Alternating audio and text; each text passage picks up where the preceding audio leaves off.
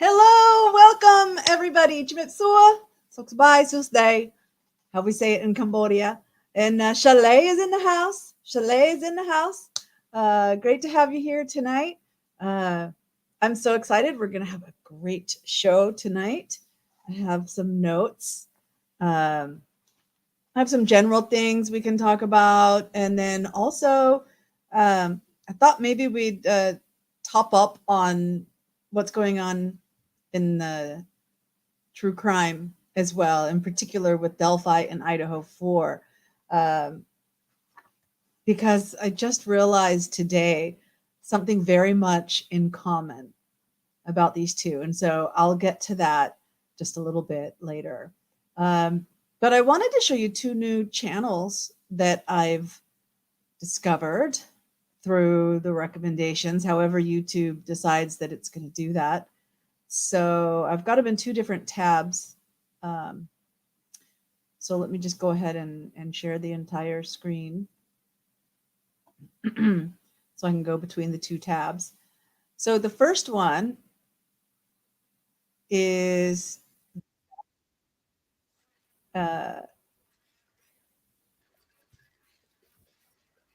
so this guy's dressed. I don't know if they're always in the same costume for every show because I haven't gone like to their channel to check out their other videos. But one guy's dressed up like a hot dog and the other girl's dressed up like a cat, and they're the cutest thing.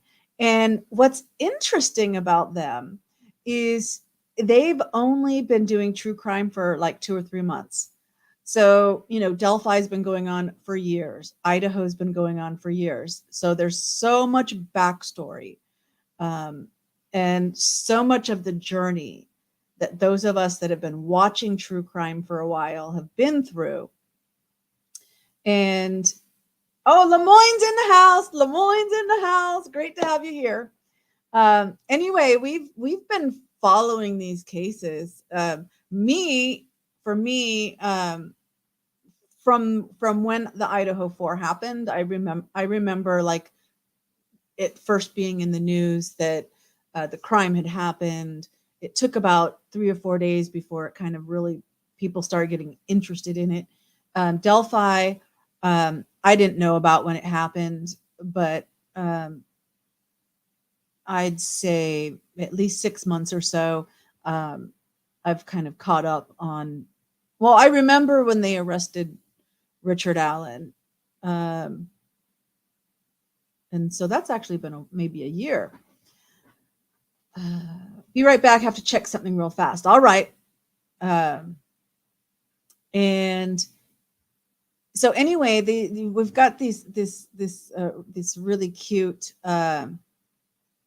couple, Brendan and Malaya, that are they're going through everything to understand like what it's all about. And so they're really going and kind of piecing together step by step. And which is good for anybody, you know. The other channel that I've discovered is A Convict's Thoughts. And so this guy, A.R. Hayes, obviously out of prison now, but he had been a violent criminal, served his time. And so he has a lot of really interesting perspective as well. So I just wanted to share these two channels with you. Um, I guess since I'm here, like I can put the link. I can copy these two links. Copy.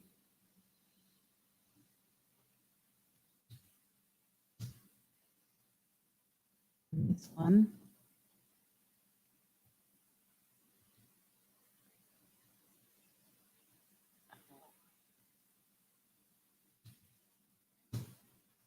If you guys want to go check them out and see what they have to say, hopefully those links work for you.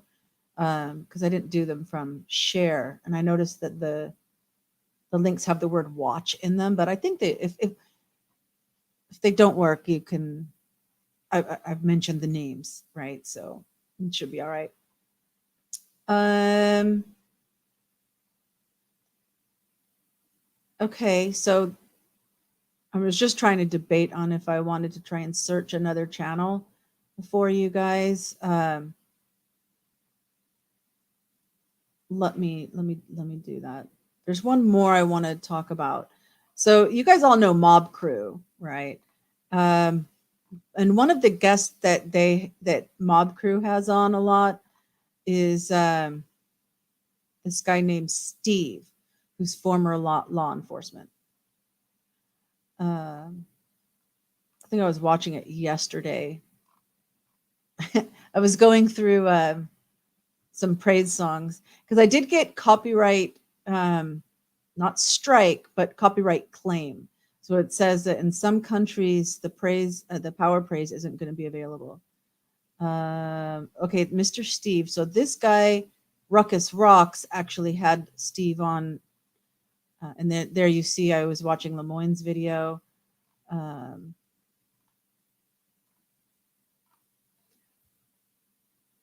Michelle After Dark,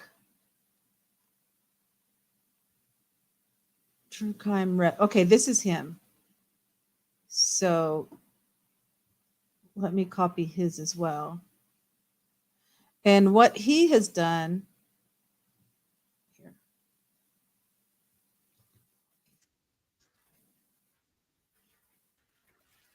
is he's done like some reenactments, right? So he took his wife out. Well, first of all, if you saw the reenactments of the sticks being placed on two dummies, this was Steve who did it. And so he went out and did another reenactment with his wife just to see how hard it would be to drag um, dead weight to stage the bodies, and also to see what kind of drag marks might be left if they were dragged, right? Um, and so he does a lot of information, and you can go to his channel. I shared the link to this particular video for you. Um, let me stop sharing my screen though, and so that I can see your comments. Stop screen. Okay. Guess maybe I better back up a little bit so that. Oh, I'm trying to get close to the microphone, but then the camera is so. If I'm here, can you hear me? Okay, let me know if you can't hear me. Um, so anyway, the kind of the basic conclusion that he came to was that yes, a lone person, Richard Allen alone, could do it if the murders were done like within 20 yards of the crime scene where the girls' bodies were found. Any further than that, probably it would take more than one person. And since we don't have the information of exactly where the murders took place, whether the police have identified the location um, or not. But I think it's pretty clear that because there was no um, evidence of like blood or DNA and things like that where the bodies were found, that they were not killed there. How far away were they killed? Okay, who knows? So, but this lack of evidence, I'll use that as a segue to the fact that the Idaho 4 case as well, at least, is not releasing to us, to the public, what kind of evidence they have. But they have said that they're like the killer's DNA wasn't there, or there was, and there was no blood, like so somebody who's just slashed 4 victims would be covered in blood, yet there was no blood like dripping as an exit. So how did that person exit without leaving evidence of their exit? Right? Let's put it that way. So they both cases have that in common, which then leads me to thinking of this situation. that in both cases, there might be more than one person involved, and both cases have arrested a single.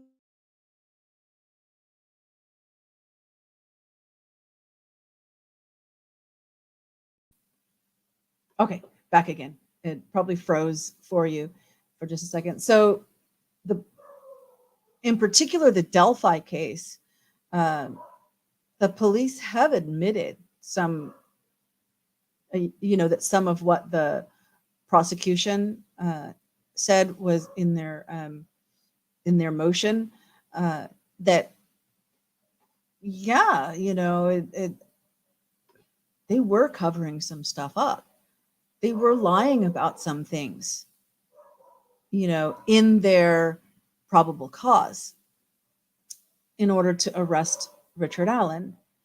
And so if you just suppose, and entertain the possibility that in both communities there was a group of people that committed the murders, and the police didn't want, for whatever reason, they could have different reasons, but the police did not want those other individuals um, going down for these crimes, and so they had to figure out a way that they could pin it on somebody else, someone that was around, that would make sense, that they could pass it off as that they were the killer.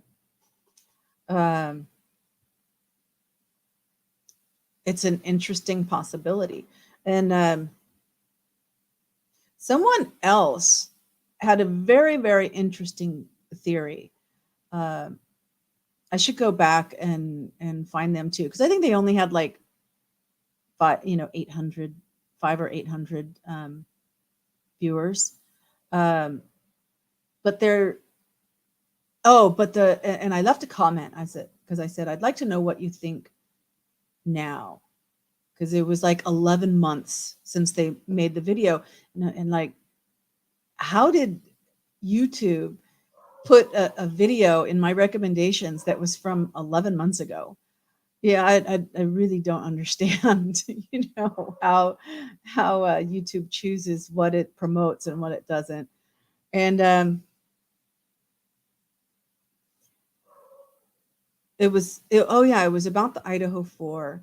And so they were supposing that if it was the frat boys, because in the Delphi case, we're looking at the Odinist group, and in the Idaho 4, we're looking at the Sigma Chi frat boys, right? So if it was the frat boys, and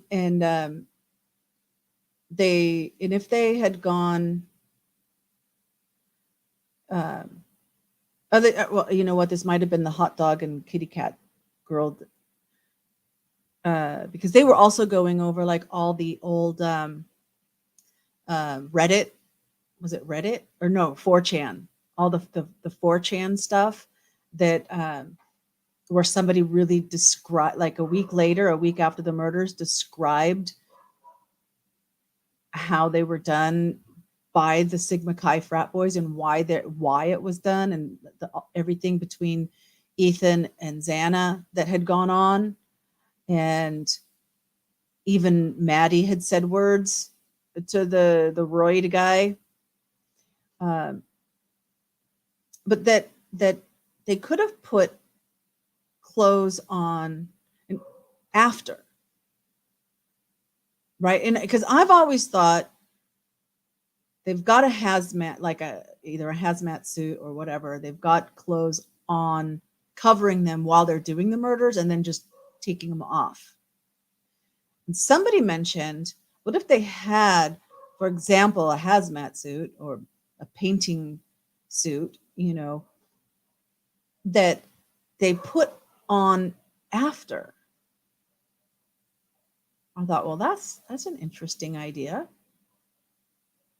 So then everything, I mean, it would be messy. It would be horrible when you like finally got home and had to take it off, right? It would it would be disgusting.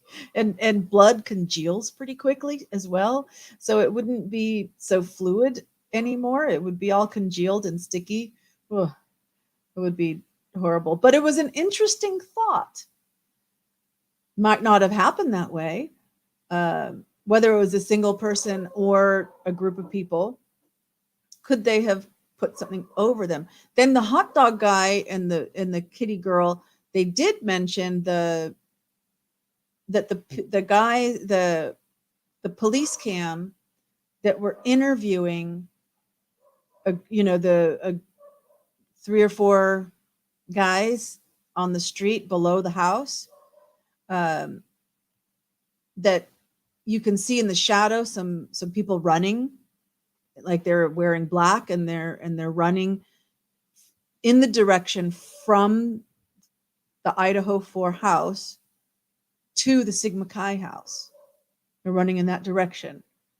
And what if the ones that police were talking to were like a decoy to keep them occupied while, everybody at Sigma Chi knew what was happening and what was going to go down, and they were part of it in that way. Well, that's interesting. But then the timeline keeps changing in Idaho 4, because originally it was like 2:30, 3 o'clock, and then it's 4 o'clock, and you know, what are they basing? There was that security camera across the parking lot at another house that caught somebody screaming or whimpering or whatever. I should check that out again, because which time was that? Was that at the 3-ish or the 4-ish? And could either Bethany or Dylan have like screamed, like seeing the mess? Maybe they came out and saw the mess and they screamed when they saw it, if it was a scream. Interesting. Any thoughts? There's no Chalet, you're quiet tonight. No comments.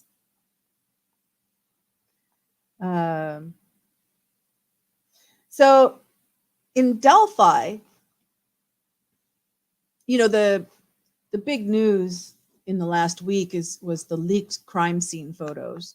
Obviously, I have not seen those leaked photos, but people who had seen them, have described it and everything. Not so much new. You're listening, okay. So there's not so much new information other than just kind of confirming the sticks, which way the sticks were and things. But what gets me about Delphi is the timeline and the basis for the timeline, because we've got the bridge guy coming toward them. And they only show us a clip.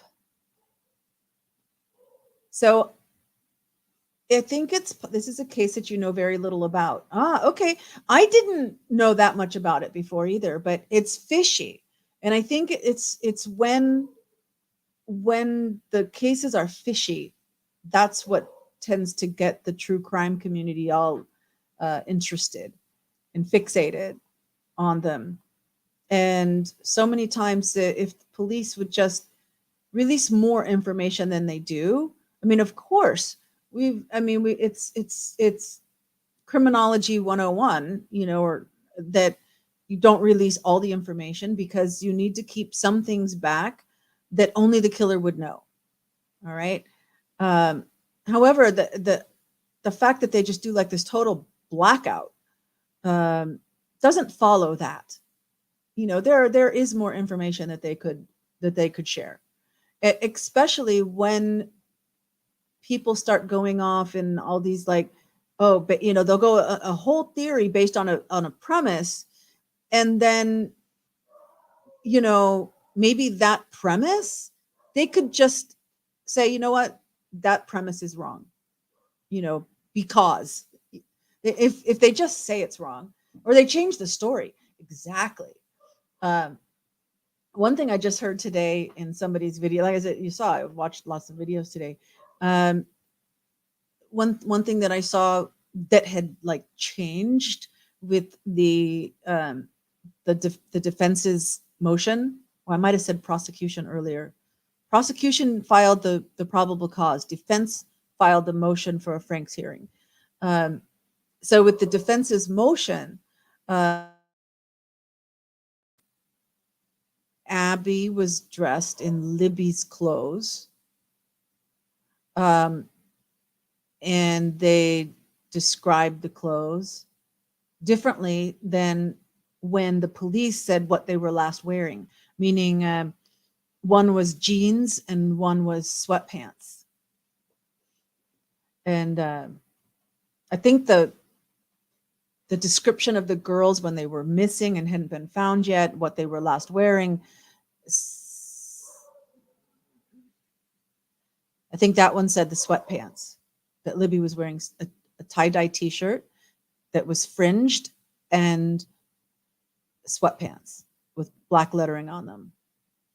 And then in the motion, the it was jeans that were put on Abby. It was Libby's jeans that were on Abby. Grandson here. Oh, good. Keep him entertained. You and your ice cream drumsticks. You haven't shared one with me yet. I think it would melt by the time it got here, though. Oh my goodness, the dogs are barking. I mean, like barking, like they're barking at something. I hope they settle down. Otherwise, I might have to go look and make sure there's not a thief. Barack Obama's chef story. Now that changed again. Oh, really?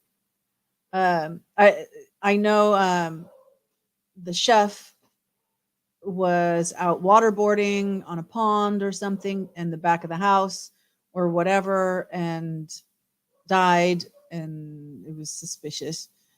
And there was talk of that he might have been getting ready to write a tell-all book, and they didn't want their secrets coming out.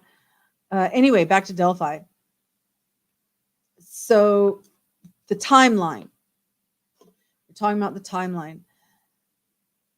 So the police had Libby's phone found under Abby, and they released video of the bridge guy, hoping that someone could identify this person. And I think that the reason we have the timeline that we do is that from the time he was on the bridge. And I also I will allow the possibility that that video went on longer than we saw, and that video is, he actually does pull out a gun and point them down the hill. And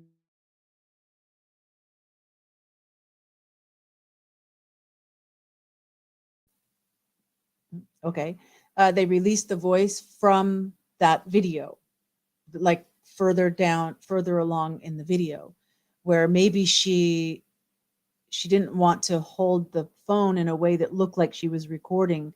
Maybe she stuffed it in her pocket, but it was still recording, so you could hear him say that or whatever. So I think their premise that whoever the bridge guy is the one that actually took them off the trail, and the time of that video being recorded in the timestamp or in whatever the metadata of that video gives them the starting point. I'll go with them on that. But I think the end of their timeline, their time frame of uh, the murders had to have occurred between this amount of time. The window of the time was based on that other witness that saw someone walking on the road, supposedly the killer walking back to his car, that was muddy and bloody according to the probable cause.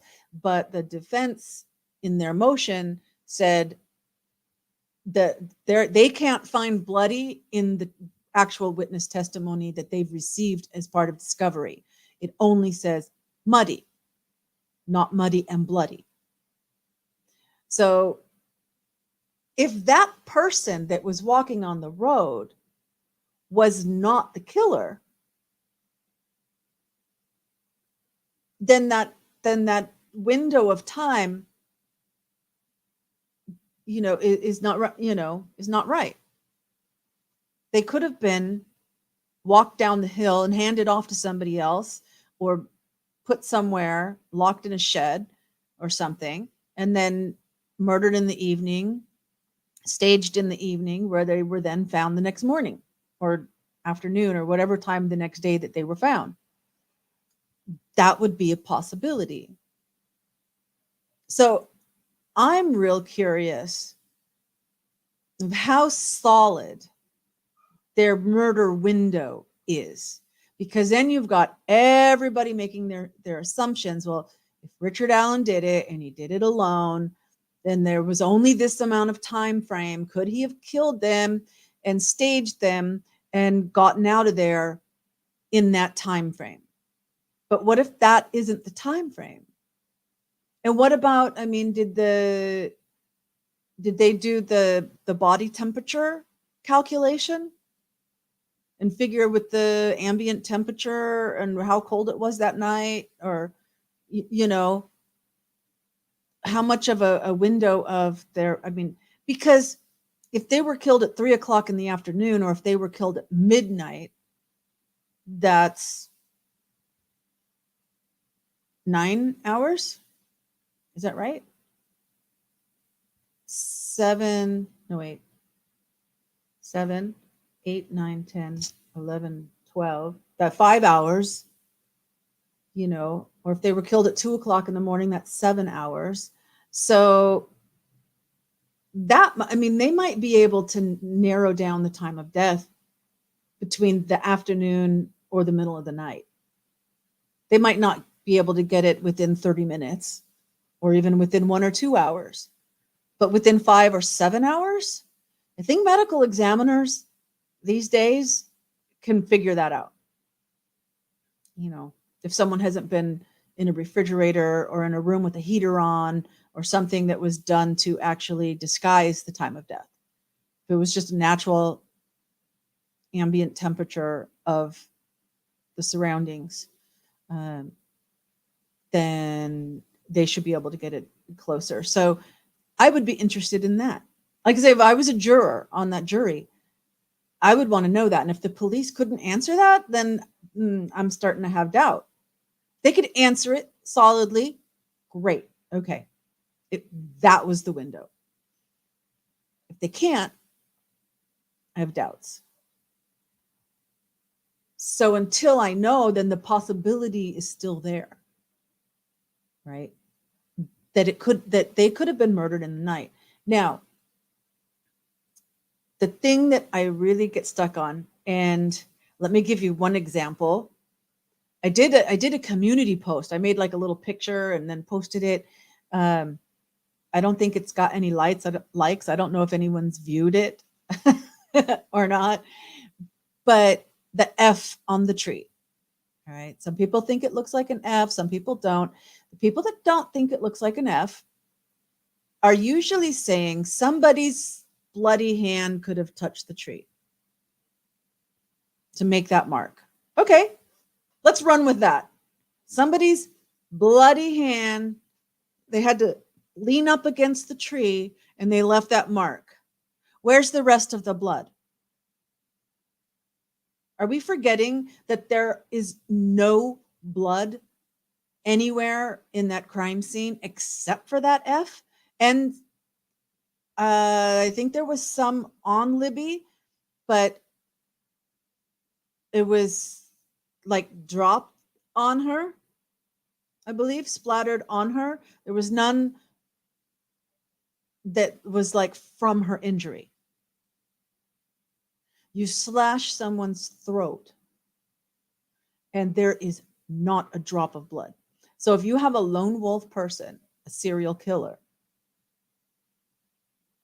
they're going to kill two individual victims, both by slashing their neck, and there is not a drop of blood or any other DNA like from the killer that they can find on the body, on the leaves, on the clothes that were on Abigail.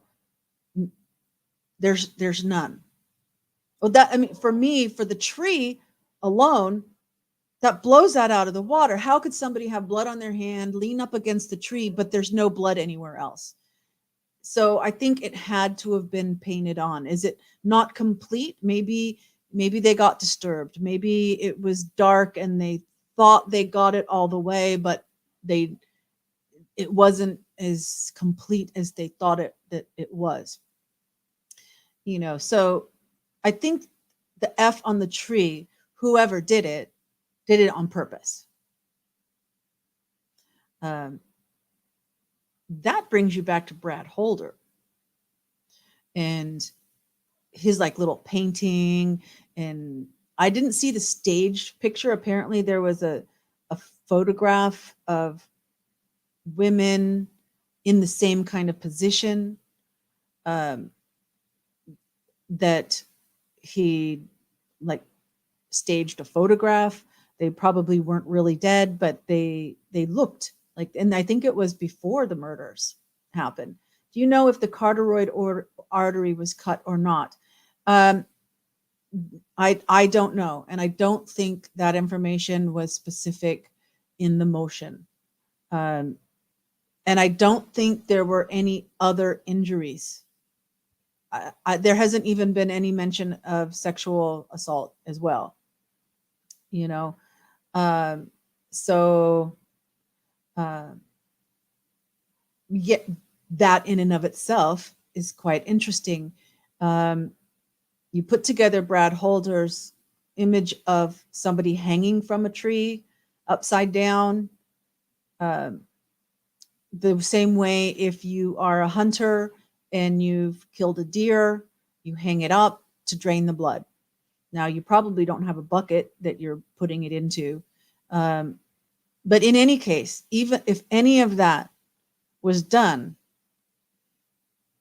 at the place or near the place where the bodies were found, there would be evidence. And there's not. You know, there would be trace evidence. So they were killed. And the police have admitted they were killed someplace else. Steve was saying, well, yeah, how far? If it was 20 yards, it could still be a lone person. If they were like killed down at the river, it's a steep hill. There's no way this guy would have gotten two bodies of dead weight up the hill to stage them. It had to have been more than one person. Well, what if they were killed in a barn and hung up? Well, that would kind of like, okay, that would just be weird and cruel and could happen, but I don't think it would fulfill the odinous ritual side if that's what happened, because I think they do need to be in nature with a tree, but it could have been a different tree someplace else. Well, obviously it would have to be.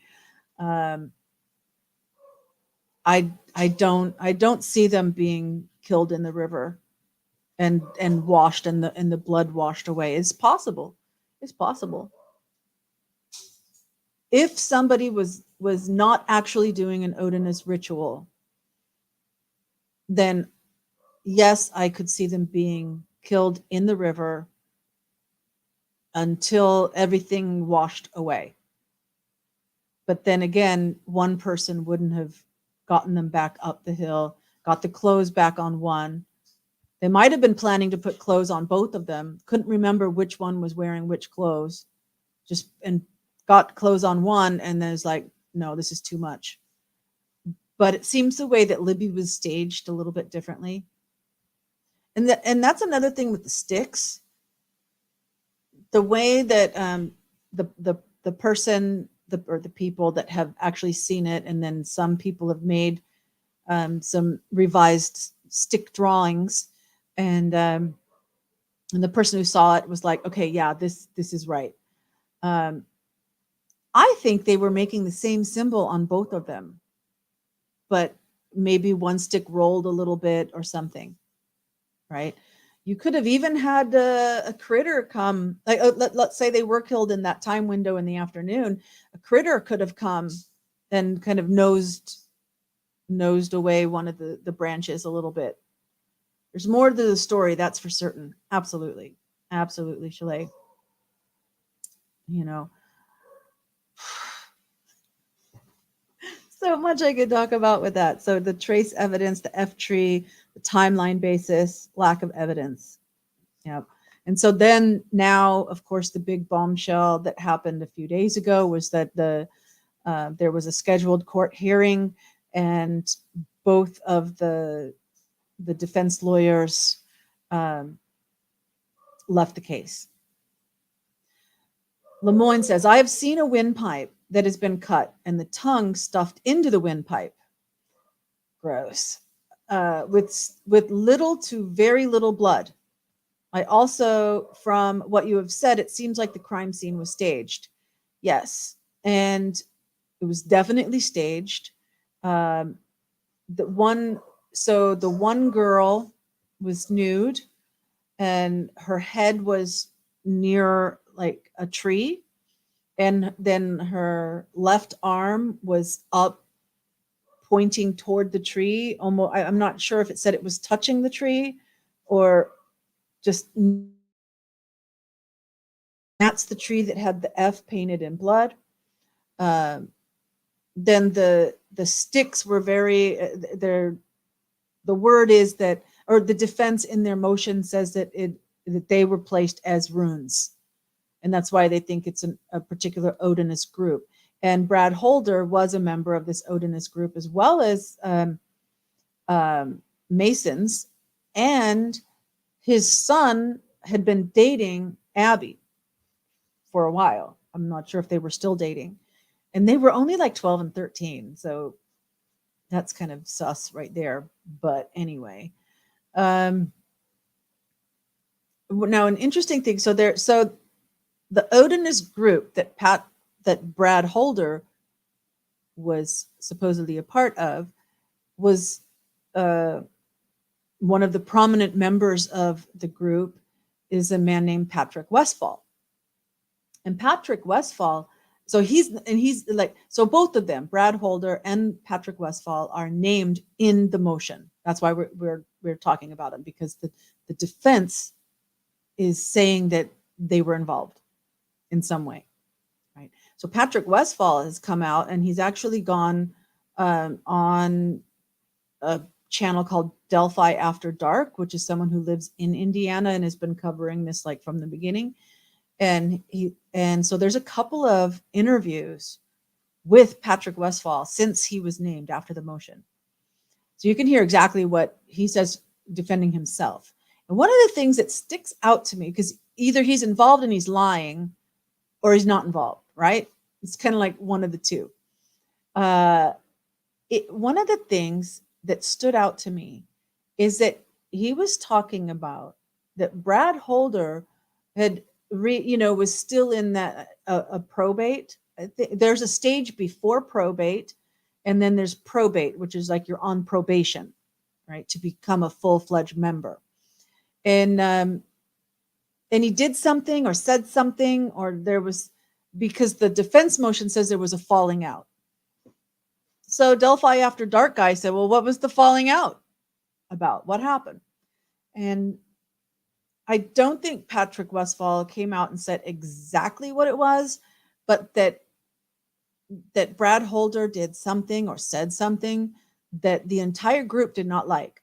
And so they said, okay, you're no longer part of this group. And I think he was being, according to Patrick, Brad Holder was being a little bit like, well, I don't want to be part of your group anymore. Oh, good, because you're not going to be part of our group anymore. I mean, it was a little, he didn't say it like that. I'm adding kind of that myself. The comments are not, your last two comments are not showing up. Oh, well, hopefully it does.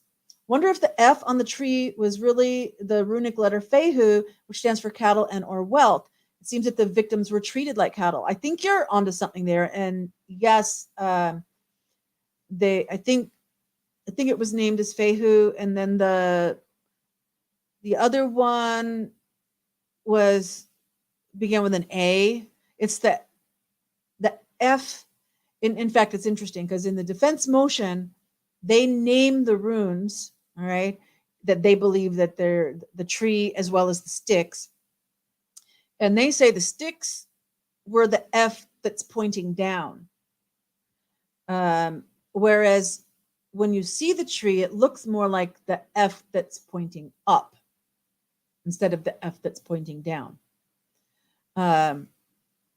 So, and then the one in the sticks would be like hail, could be interpreted as hail, and then the F could be interpreted as Odin. And so it would together they would be Hail Odin, which is something that Brad Holder posted on his Facebook let me just say social media. I think they were Facebook posts, but they could have been Twitter posts or whatever, right? So on his social media, he would say Hail Odin a lot. So back to this Patrick Westphal interview, when he's describing all this about Brad Holder, it really, it makes me think like he wanted to be part. I mean, obviously he wanted to be involved with Odinism, and Patrick Westphal, as well as the guards, the prison guards. Oh, Lemoyne, you didn't know this. In the motion, there were prison guards because Richard Allen has not been convicted yet, so he should be in a jail, but he's not. They've put him in a prison, and the prison guards were wearing Odinist patches, right? And this is one of the things that like the prosecution was caught out. Oh no, they're not everything they said is true. Oh, so that means something is true because you're saying not everything is true, but they were saying it in a way like none of it was true. But they didn't say none of it was true. They said not everything is true. And so the prison guards actually came out and said, yes, we were wearing our patches on our correctional officer uniforms while we were at the prison, but only until like April of this year. And then we weren't wearing them anymore or something. But they admitted that they were wearing them because people were like, what, when are anybody in a uniform allowed to wear a personal patch of anything? I don't care if it's religious or political or whatever. When are you allowed to wear a patch on a uniform? And they admitted they had been. Okay, so both the correctional guards and Patrick Westphal clarified that they are not Odinists. They're, I believe, Asatru. But Asatru is basically an Odinist. If you just were using Odinist as a general term, then it would be. They still would be, even if they don't call themselves Odinists. Anyway, so it made me think that like Brad Holder is maybe creating his own little cult, and if this ritual, a lot of if the symbol, depending on which symbols you use, if you were like, okay, I am going to create my own cult and I have to do something to Odin in order to create power and wealth and, initiate my new cult, he could have, with his own little cult members that he was like taking with him, done this. I mean, as a real ritual, because there's kind of two possibilities in this, that either it was a real ritual or it was staged to look like a ritual to blame them, right? Seems very unprofessional, absolutely, to wear those patches. Is like, what? You know? Uh, anyway, so if it was a real ritual, it could have been Brad Holder, making his own new little group.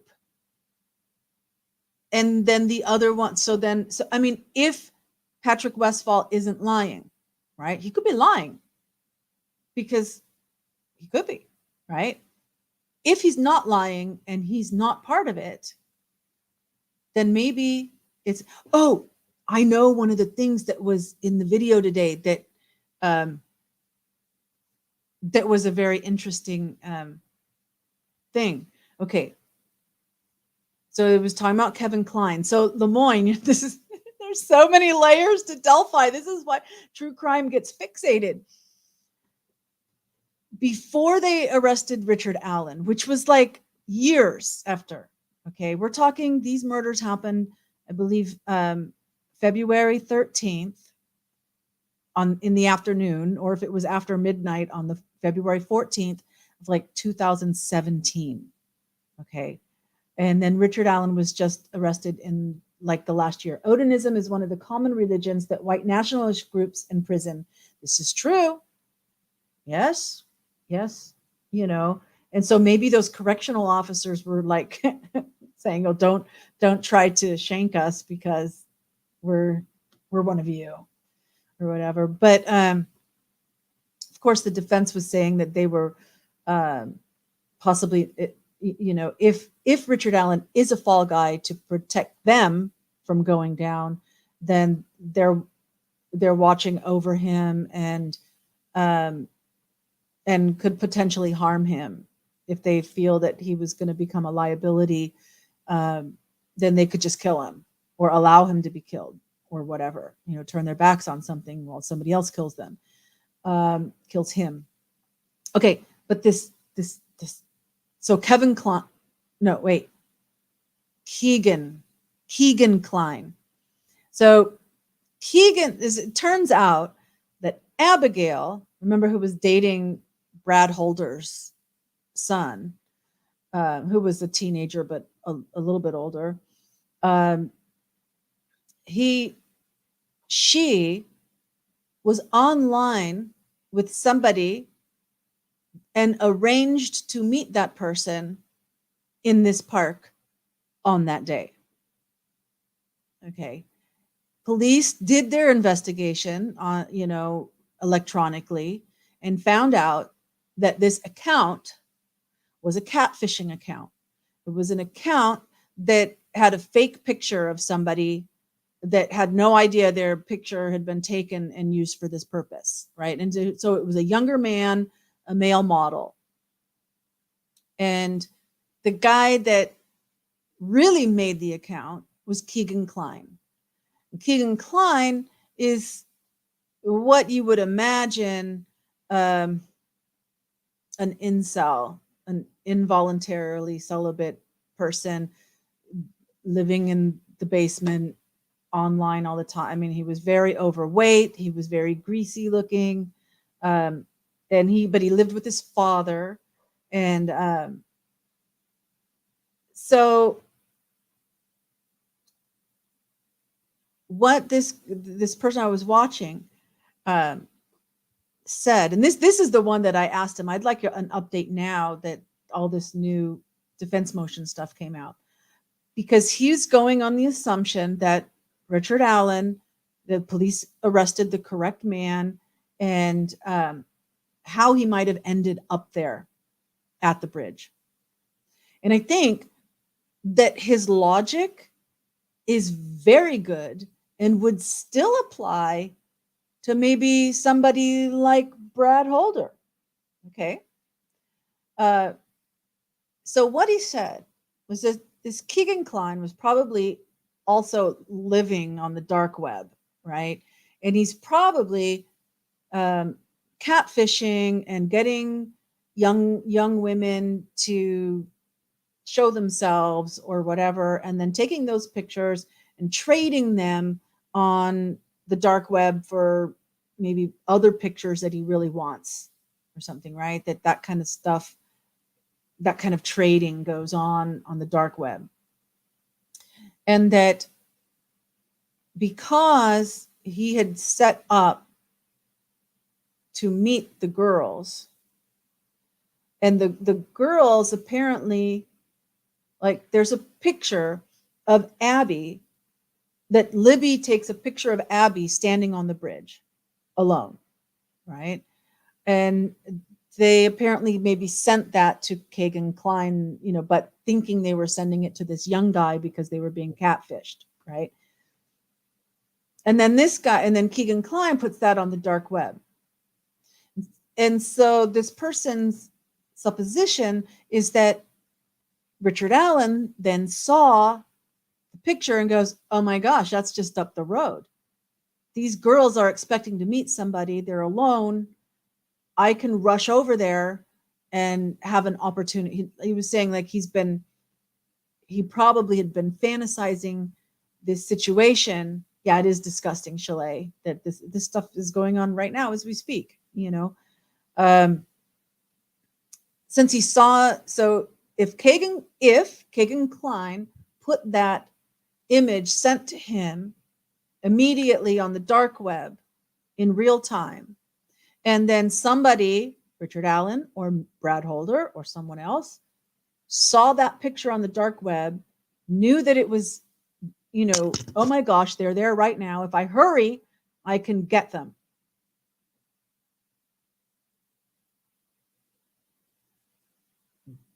That makes sense. That makes sense.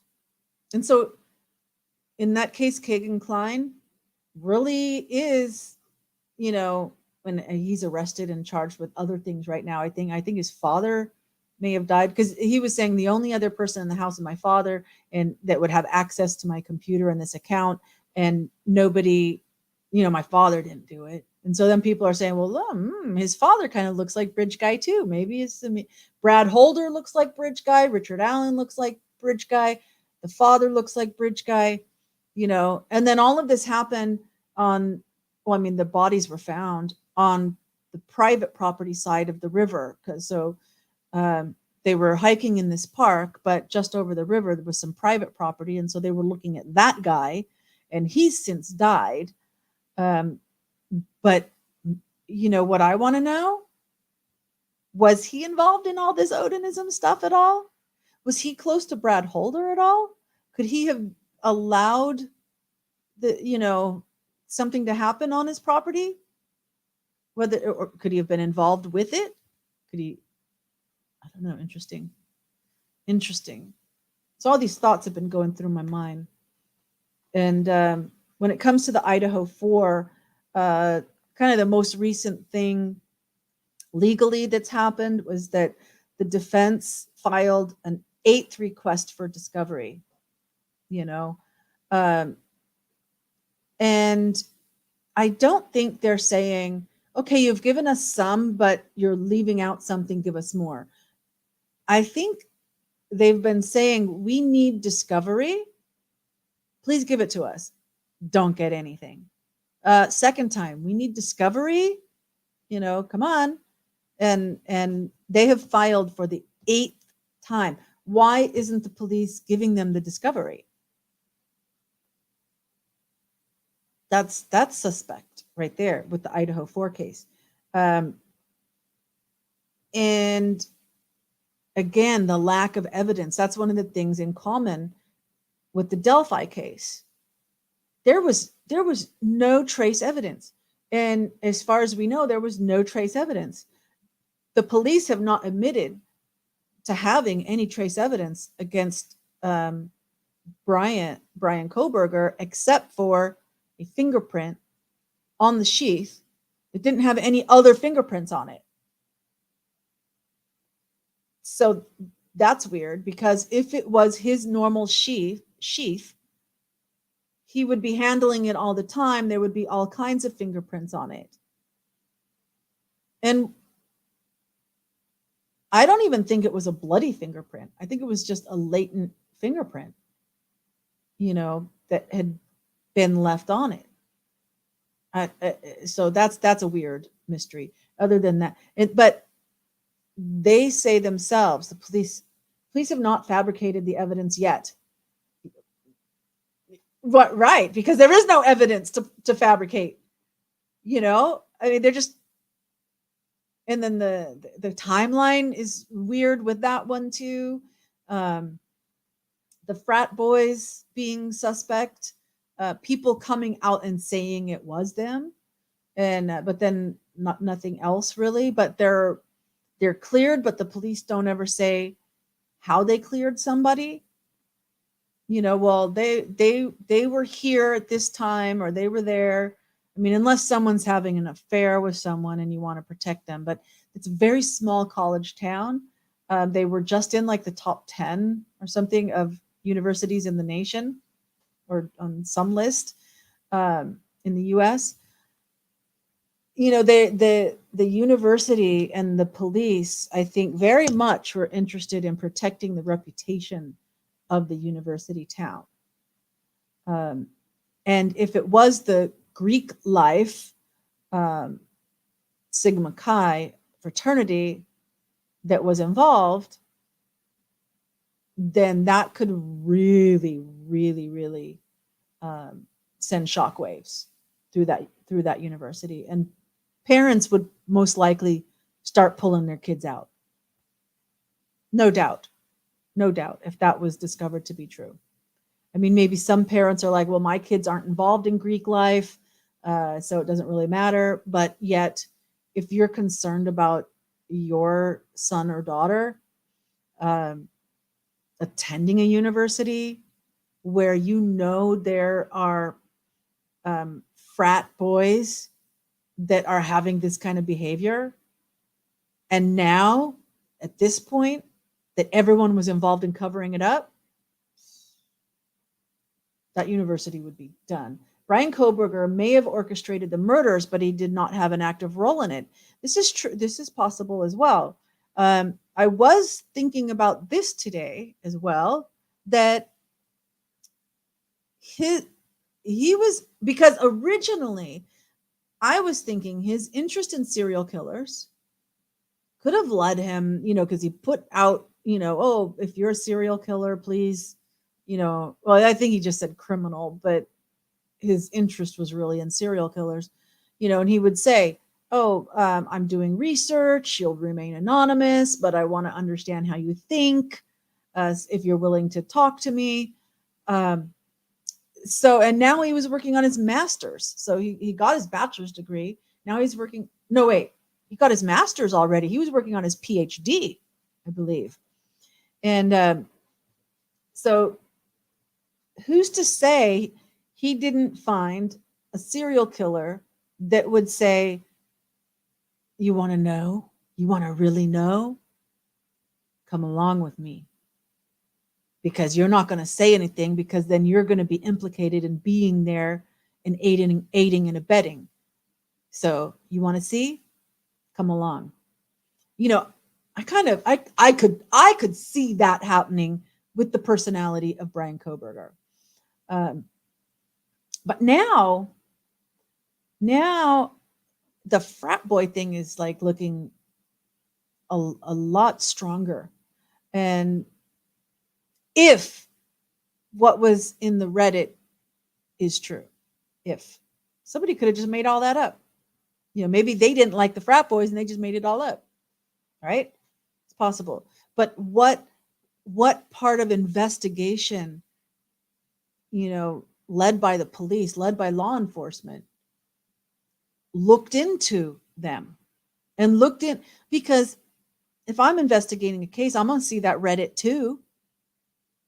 So am I going to go and check the box on each of those things that are laid out in the Reddit? Almost sounds like an episode of Dexter. Especially with Brian Kohberger. Maybe Brian Kohberger met a Dexter and went along. Maybe he decided, okay, well, I'll drive you And that way there's no trace of you being there. Um, maybe it's like, I'll meet you there. Um, I'm starting to wonder, maybe Brian Koberger really did have some interest in the girls and was just kind of stalkerish in a way that, like, not acting on anything. Because the thing about Brian Koberger is people felt he was like weird and didn't have social skills.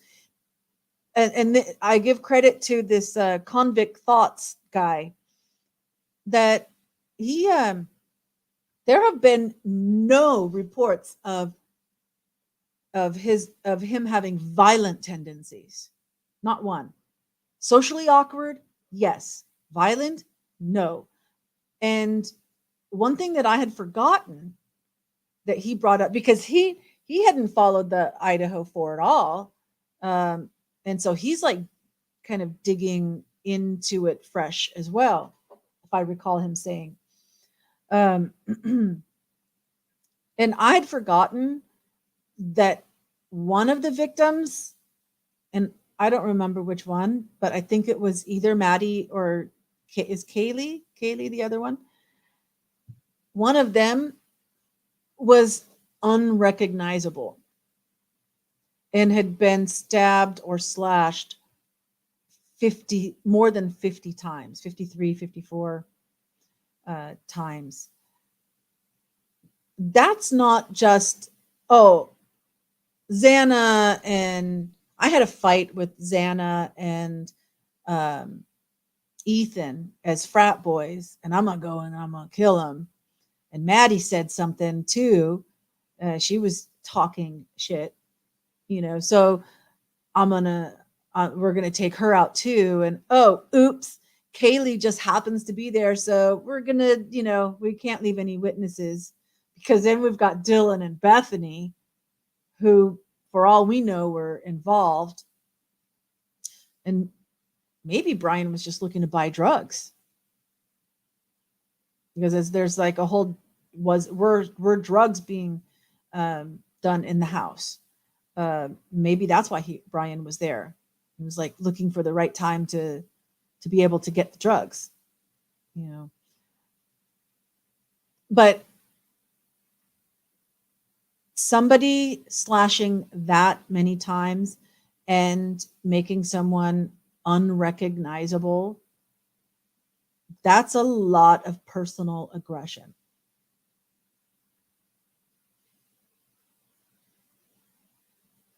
And which one was Goncalves? Is it Kaylee Goncalves or Maddie Matt? No, Maddie's last name was Madsen or something, right?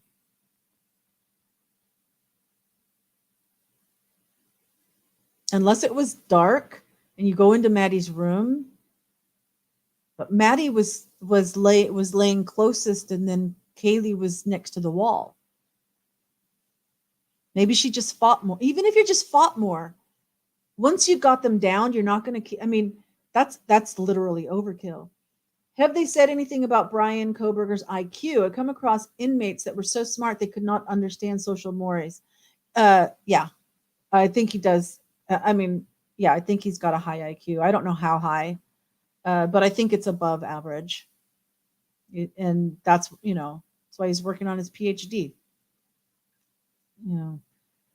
And so this convict thoughts guy was saying, hey, he's been involved in violent crimes, and the amount of like psyching yourself up to do it, and then when you do it, it takes a lot out of you. And to kill 4 people, you would be physically exhausted, as well as like up on adrenaline or whatever. But like physically, it takes a lot for one person. So he's leaning toward it being more than one person that did it. And if one person, like, because originally they were saying that, they're all asleep, and then the police changed that, right? And I mean, in their own probable cause affidavit, they had witness testimony from Dylan, who saw the killer with his bushy eyebrows and everything. you know, that, where was I going with that? Oh, so if you had one killer and they were all asleep and you sliced one once, they're dead, they can't scream. The other one wakes up a little bit, there's a little bit of a scuffle, but then you get them across the throat, they're down. Then you go to leave, and for whatever reason you do the same thing to the other two, and then you're out, ninja style. You know, I could see one person doing that, but the amount of rage and just the amount of blood that would be there. And then we don't even know if anything was like written on the walls or anything, like when the Manson murders happened, they wrote all kinds of stuff on the walls, in the blood. Um, if it was the frat boys, maybe they just did what they did and then they got out. If they were the people running across the street in the back of the body cam, heading toward Sigma Chi to go back and get cleaned up. I mean, did they do any looking for trace evidence in the Sigma Chi house? I don't think they did. But that would, you have to explore every possibility. Hey, Chima babies. Come on, Chima babies. You have to explore every possibility to rule things out. So surely, if you were doing a proper investigation, you would have to look at that as a possibility and see, is there any evidence, trace evidence that could be found in that house? Friggin' luminol. It doesn't, I mean, you can wash blood away with bleach and luminol will still see it.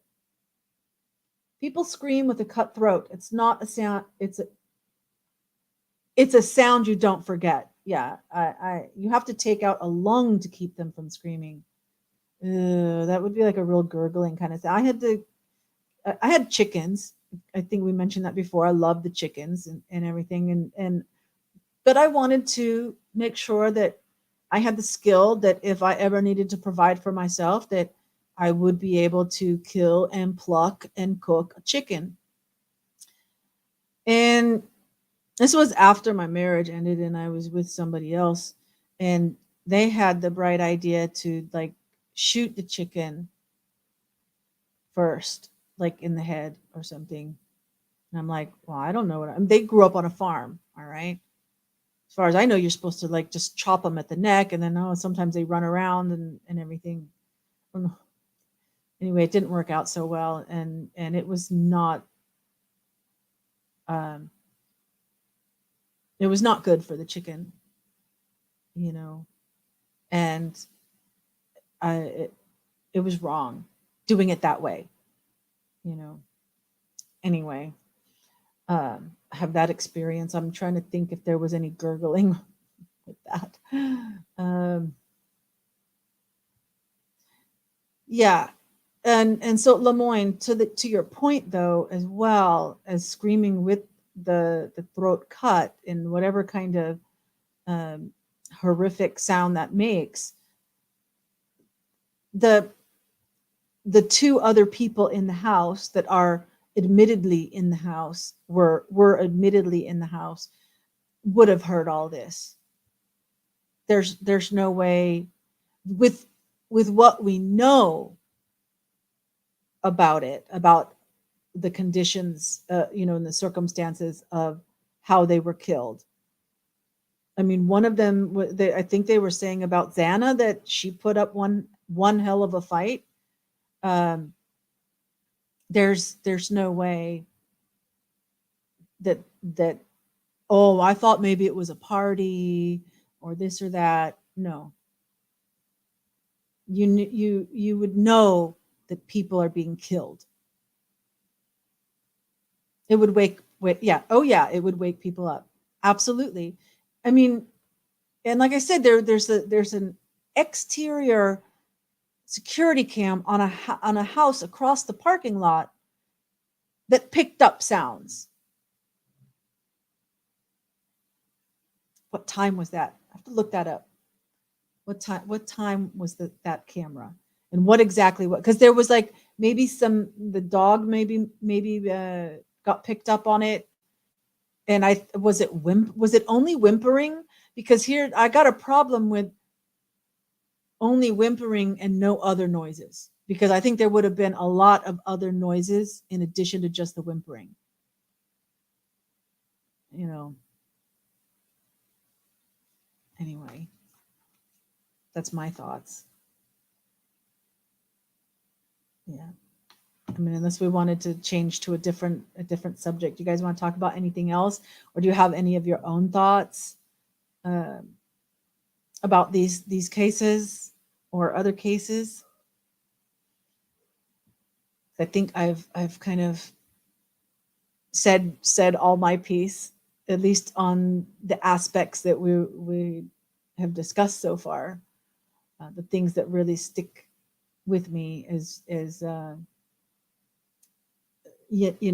the evidence that we know of going one way or going the other, or if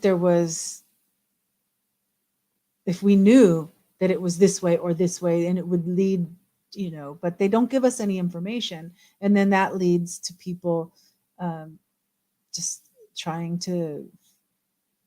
It can lead to wild theories, Just because it's wild doesn't mean it's not true. It can happen. But these, when this video is over, right at the beginning, I add those links, and I highly recommend checking them out. You don't have to subscribe if you don't want to, but if you like them and like what they say, and definitely some different thoughts. I should look here. Let's go.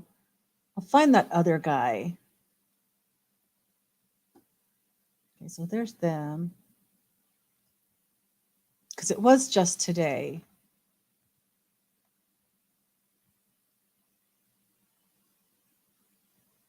Okay, there's the convict guy. And this is funny because I kept skipping over this and I never clicked on it. So why? Well, maybe I did click on it just to see what she was talking about, and then I didn't anyway. Harsh reality. Something to say. 6 minutes. That was talking about the clothes. I don't think that was it. Did you hear Vladimir Putin had a heart attack possibly?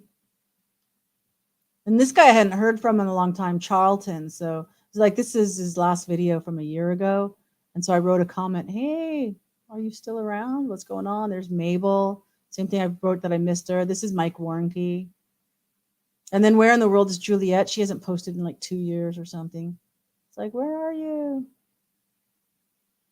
This one. This one. It's never been more important to secure your site's data. Show visitors their... Let me look in the comments. I just wanted to say, first of all, that I love your channel. Let me pause this. Okay, so he's called The Last Stone. He only has 808 subscribers. Months ago. How this ended up in my recommendations, I don't know. So I wrote, somehow YouTube recommended your video, even though it was 11 months ago. I think it is very logical. His theory. Anyway. However, in fact, what I can edit, right? I think your theory is very logical. Let's see what we got here. You only have 37. I know. I got up to 155. That took a year. So because you're paranoid does not mean they are not out to get you. And there are some simply things the public does not know and will never know. That is so true. Okay, so however, with the new info about the crime scene, because this is about Delphi, and he's the one that was saying with Keegan Kline, that if Keegan Kline had posted in real time that the girls were on the bridge on the dark web,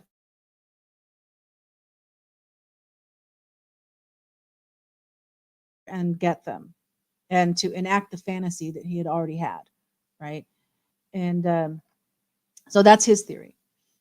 However, with the new info about the crime scene, I don't think Richard Allen could have done this alone, in particular, the lack of DNA and blood.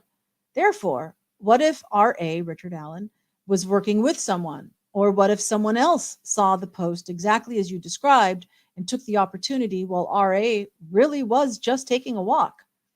I noticed you don't have any current videos on this case. I would be interested to know what you think now. So, if you guys want to hear his there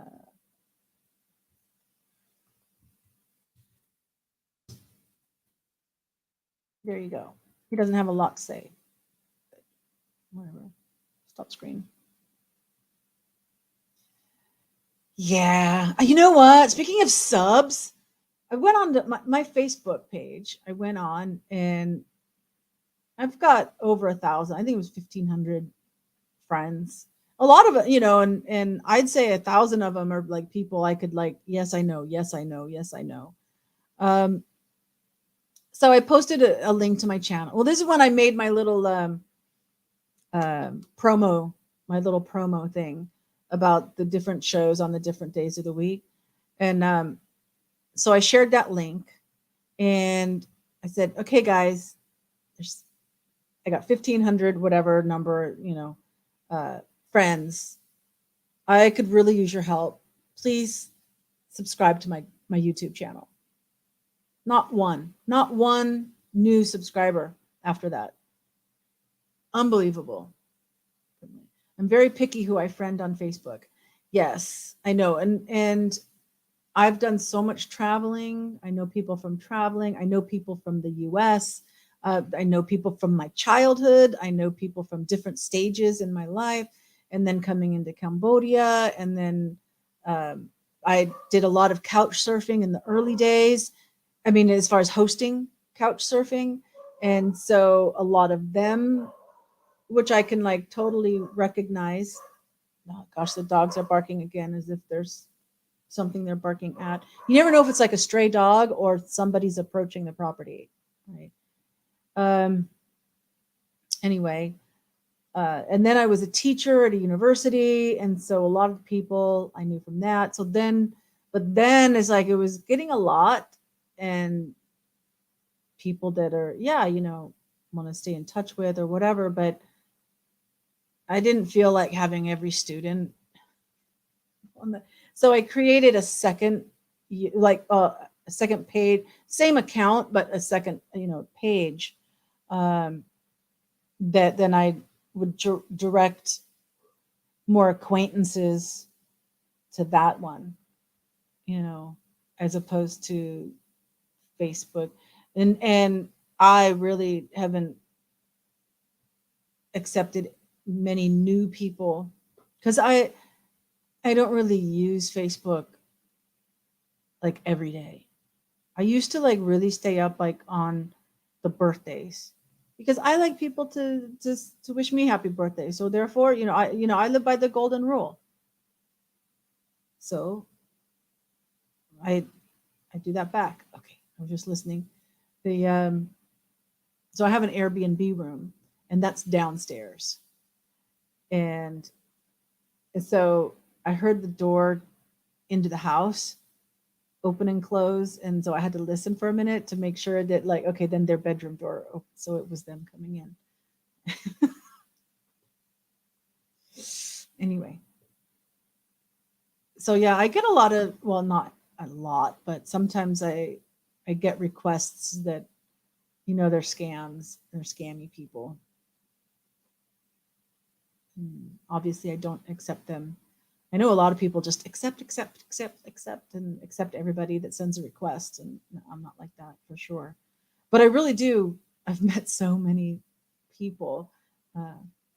You chat a ton of people from high school and other places in your life on Facebook, as well as posting silly stuff. That's cool. Yeah. Yeah, I do a little bit. Chalet's on Facebook. Chalet and I are friends on Facebook. Yeah. The door's opening and closing again. There's like a mud room. So no, now the dogs are barking again. So that means they like went outside. 10 o'clock. Because I was gonna say they could have just been going into the mud room. I should go and check it. My son's not here. I know that sounds horrible, right? He was like, people, people think that you don't let your son live with you and stuff. Like, I'll just let them think whatever they want to. A ghost, yeah. So, Chalet, you want to come up? Or Lemoyne, do you want to come up? And let's see. Now they stop again. And there's the door.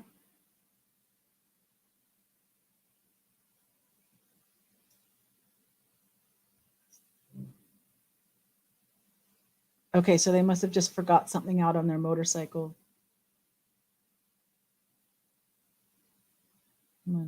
I need to go down and kind of check. And so here's the invite link. Copied. Stop barking, but still I should go look and see it. So as soon as you come up here and I put you on, then I'll just run downstairs real quick.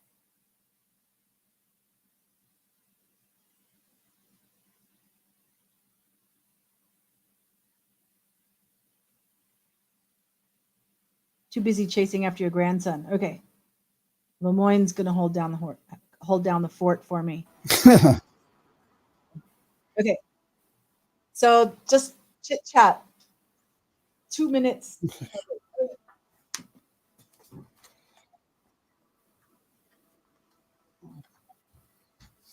I don't hear anything. Is your mic working? Oh, now I can hear you. Yeah, there is no I 911. gotta adjust my camera real quick. Okay, you're good. Okay, I'll be right back. There we go.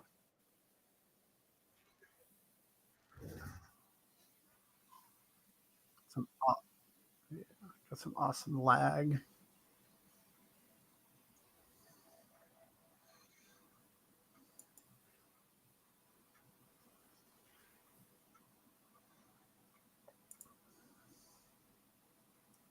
Hola.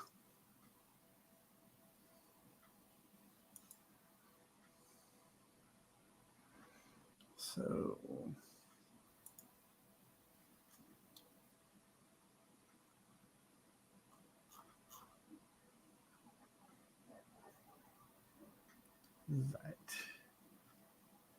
that is interesting.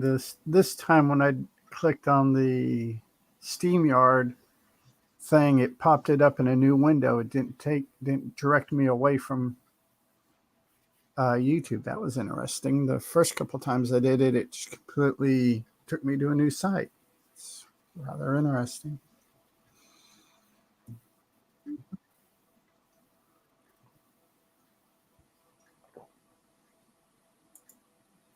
Yeah, it looks like there's probably about a 7 or 8 second delay from when I say something that it actually hits YouTube. That's kind of interesting.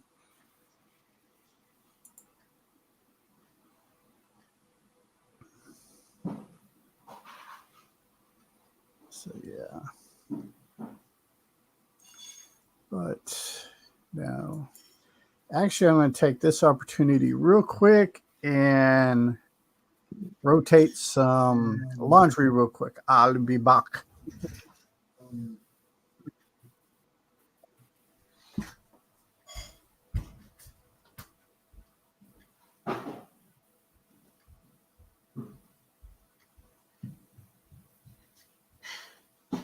Okay, I'm back. Everything looks fine. No problems. 10:30.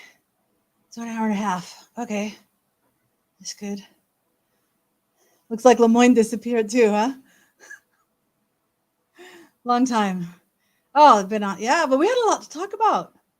You know, I'm glad I got that out there, got my thoughts out there into the universe, into the YouTube verse. For anyone who cares. If they don't care, that's all right. But if they're interested, there you go. Some new thoughts. I know I'm certainly interested to hear what other people think and their own theories. So maybe there's somebody out there interested in my theories. So let me see. The old spaghetti factory.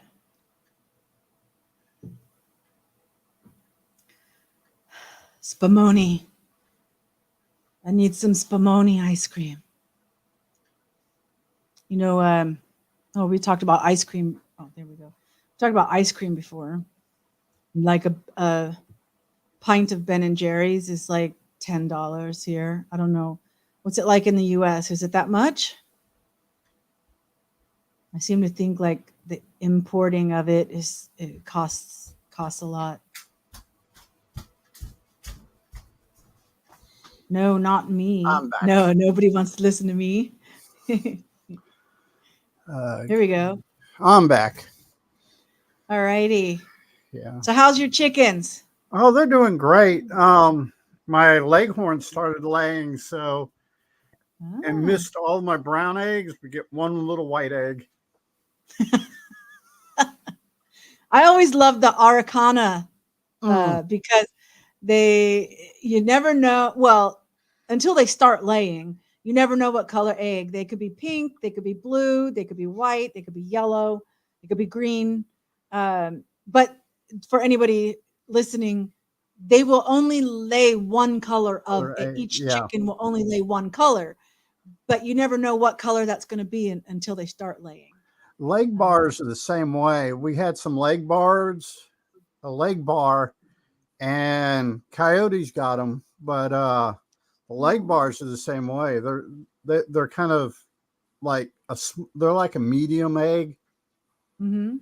Yeah, and they're the same way. Once they hit the age where they start laying, you can get anything from a fairly dark blue through turquoise to some of your green shades.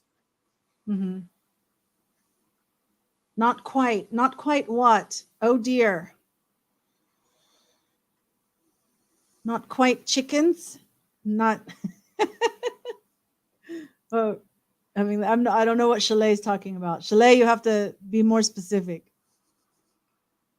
I love different colored eggs. I think they're cool. Yeah. The two Dominiques we have lay brown eggs, and the Plymouth Rock that we have lays brown eggs. Oh, really? I would have thought they had white eggs because they're black and white. The Plymouth Rock, they're a nice chicken. Oh yeah, they can get nice and plump too. Mm-hmm.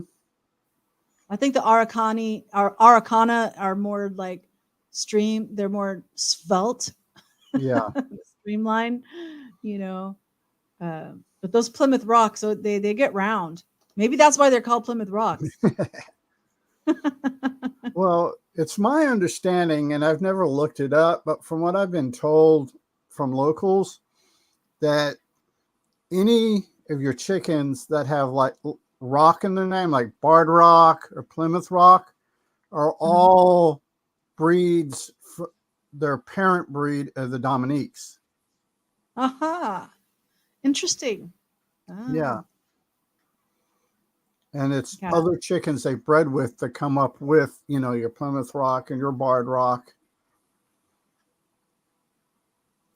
It's one of those things that I kind of, I'm convenient sometimes because when I like a mythos or urban legend about something, I tend to go with that because it sounds cool. Mm-hmm. Yeah, it's Mm. mm. Ah. But yeah, no, it's just kind of interesting. Chickens.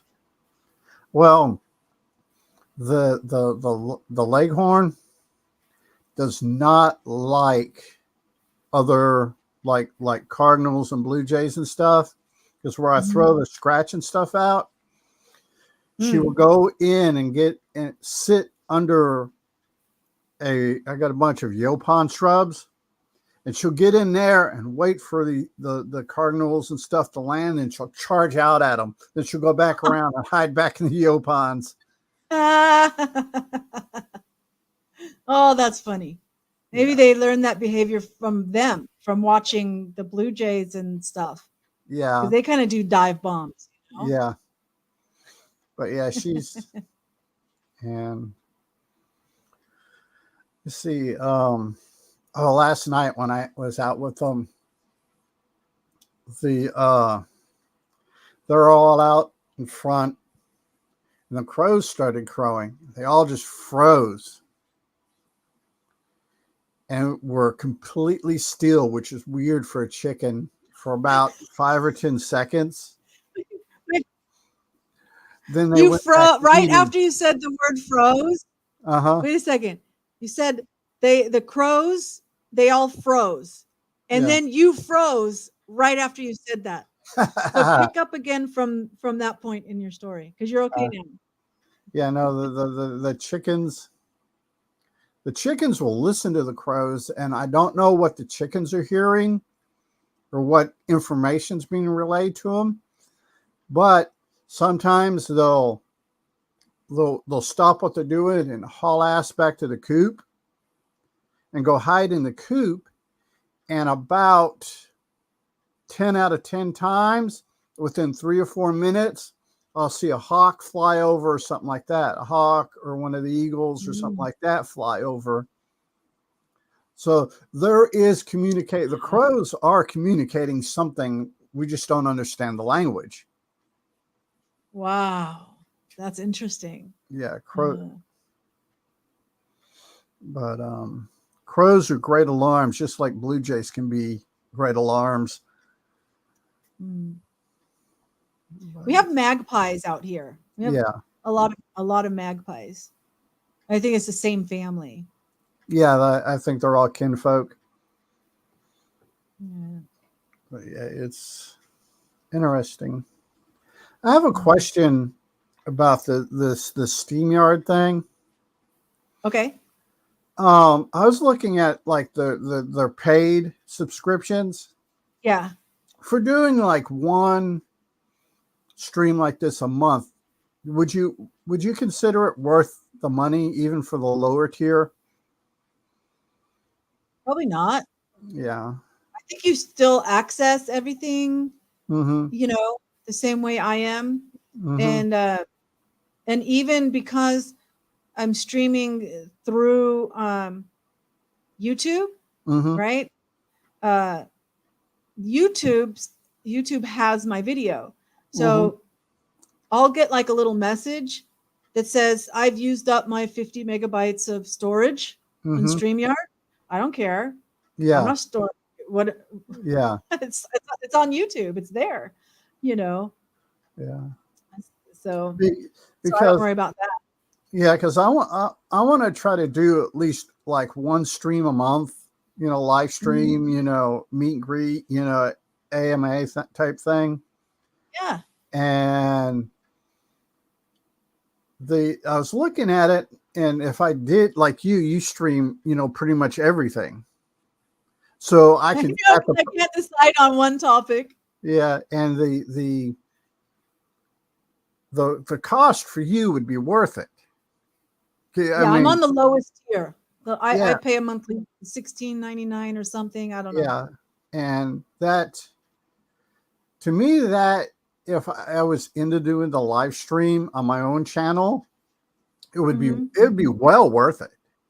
But for like once a month, because to be honest, I really enjoy the process of editing the video.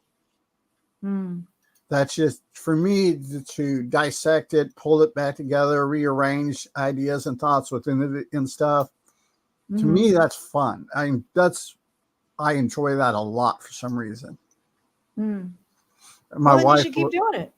I do, and every now and then I'll be in editing and try to do something, can't figure out how to do it. I'm in here cussing the storm up, and my wife would just walk in, look at me, roll her eyes, and walk out. But yeah, oh, no worries. yeah, YouTube Well, tutorials are good for helping with that. But yeah, go ahead. this is true.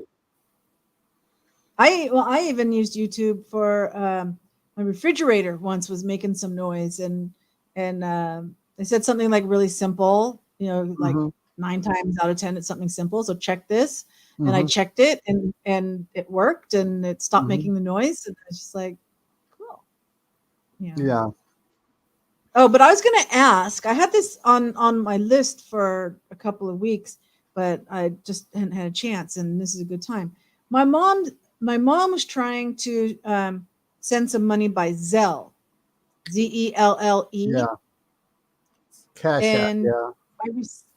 I received some money by that once, but it's really hard to like get the app to be working or whatever. And so let's see. Then, of course, she'll use Western Union sometimes, and we've all here. I mean, people talk about Venmo a lot, but then like when the Kylie Rodney thing happened, everybody could like see these payments between people and the messages that were with them, and I'm like, what the hell? What happened to privacy? I wouldn't want to send money by Venmo if everybody can see what you're sending and what you're saying. Venmo does have a privacy mode, but by default it's turned off. You have to go into the settings and turn it on. Yeah. So my mom said, well, Miriam, why don't you ask everybody, like, what app do they think is good for sending money? I've never used Zelle, but I've used Venmo a couple times because I had a friend who had a blowout, was traveling, had a blowout, and it's like, look, I'm like, here, I send the money, and when you get back here, go ahead and you can pay me back.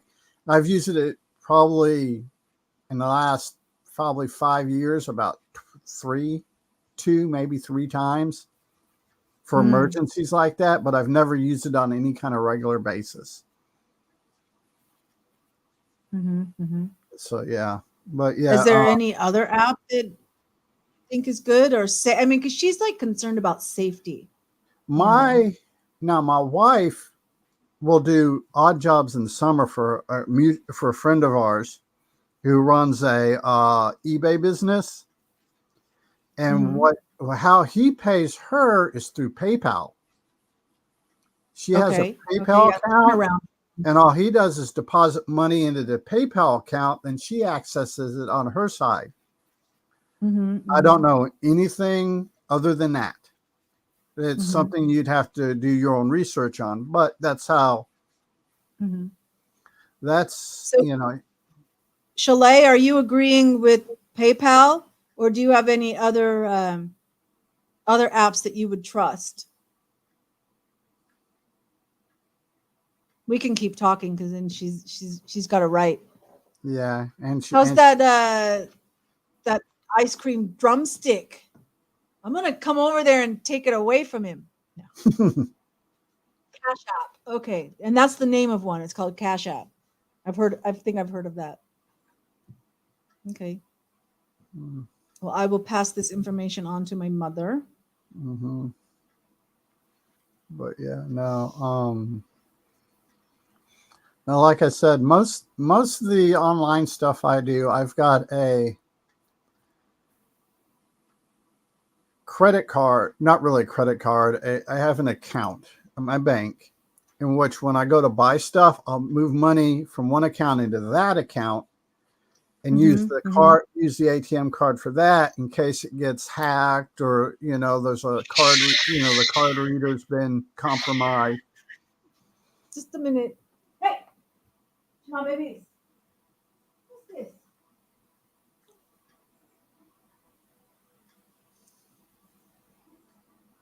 Yeah. PayPal. I'm gonna bring Yeah, Spunky Monkey over here. This is Spunky Monkey. Hey, Spunky. Got a pretty face. Yeah, Spunky. Kind of looks like. Wait, is he? Gets in a fight sometimes. How old is he?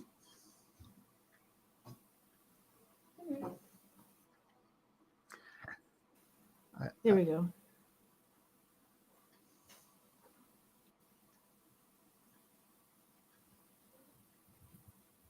They're showing up. Spunky Monkey. Your comments are showing up on the SteamYard stuff, but I switched over. Let me see. Yeah, it looks like it's showing up on our, or at least on my side. I don't know about Maven's side. Oh, well, it says, do I see my I had that little emergency.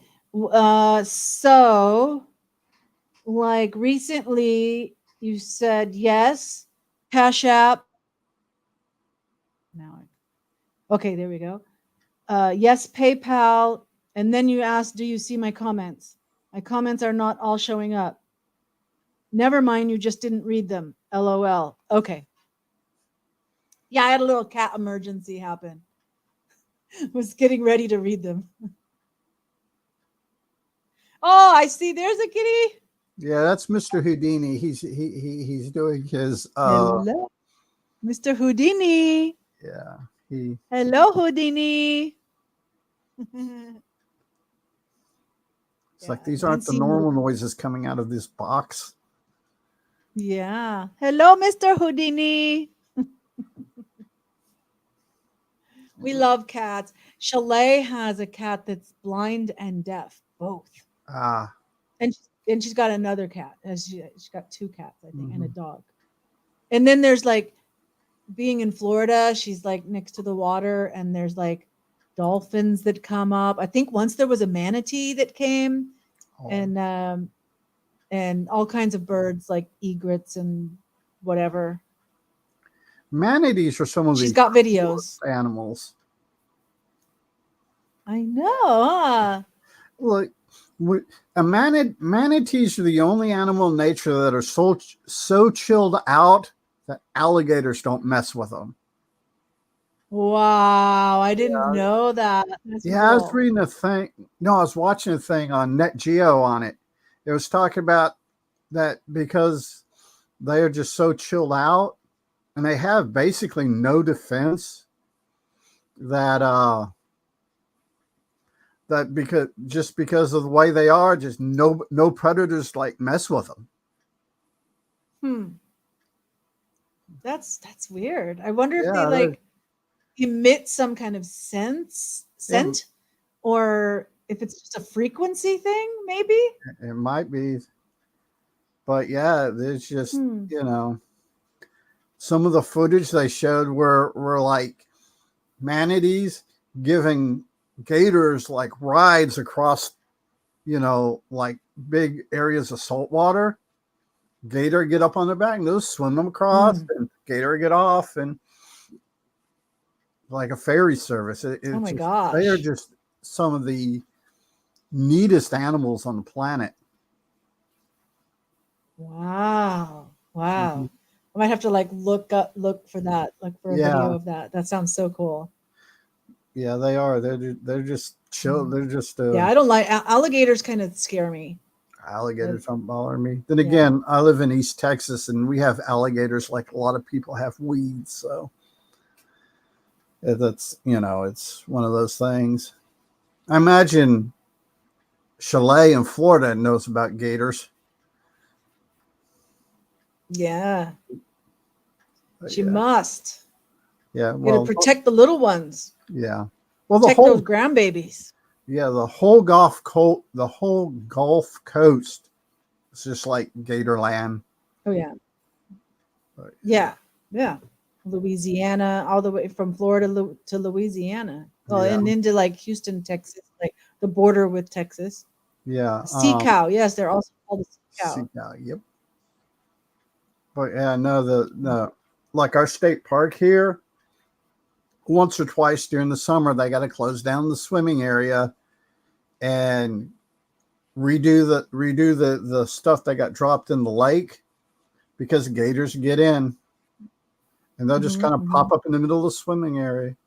In fact, in July, there's a big thing because they pulled a like 11-foot gator out of the swimming area. It showed up when there's a Girl Scout troop out there swimming. No. Yeah, that was news here for Nope. like 2 weeks. Oh wow. The sea cows have no fear, right? Yeah. Chalet. So maybe that's why they don't get attacked because they don't have that fear. Yeah. I mean, they're Stuck in my tooth.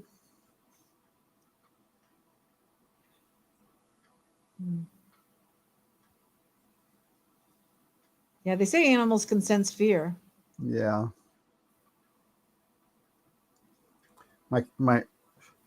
The Houdini here is really fascinated. I got a worry coin because I'm one of those people that have to have something in my hands, and it's nice and shiny, and he keeps staring at it like he might want to take a swipe at it. Yeah. They like shiny things. Chalet says that the alligators are out there, but she's never had one get close. Well, that's good. That's good to hear. Yeah. We've also got a bunch of Nutra rats too. Those are interesting creatures. Nutra rats? Yeah. They look like a giant gerbil giant gerbil. Okay, let's look this up. And they kind of taste like rabbit. Really? Yeah. Nutra rat. Nutria. Yeah. Well, that's probably the correct way to pronounce it. I think what we have is more of a colloquial term. You're in Texas? They look like beavers. Yeah. Yeah. It even says right here, it looks like a beaver without a large flat tail. Yeah. And has hind webbed feet. So I will share so everybody can see.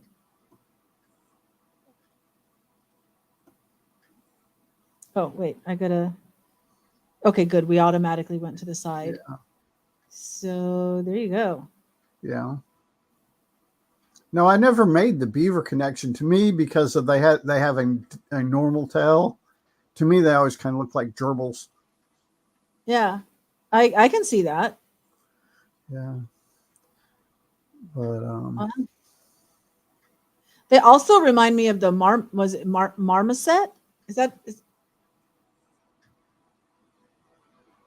Yeah, marmoset. Not a monkey. Not a marmoset monkey. What am I thinking? Marmot, not marmoset. Marmot. Is that what it is? Yeah, there we go. They remind me of this one, the marmot. I guess they're all rodents. Yeah. Actually, they may be marsupials. Marsupials. I know I'm mispronouncing it. My brain just can't get the word. Marsupials. Yeah. The nutria rat is a marsupial, you're saying? Yeah. Yeah. Yeah. Marsupial.